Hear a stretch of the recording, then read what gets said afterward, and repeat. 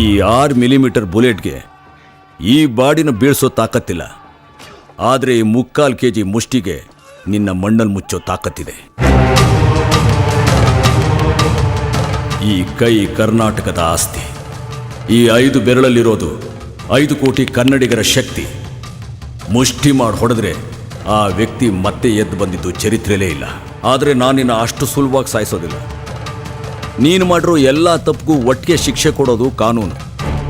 ಆದರೆ ನೀನು ಮಾಡಿರೋ ಒಂದೊಂದು ತಪ್ಪಿಗೂ ಒಂದೊಂದು ಶಿಕ್ಷೆ ಕೊಟ್ಟು ಸಾಯಿಸೋದು ನಾನು. ದಟ್ಸ್ ಕದಂಬ.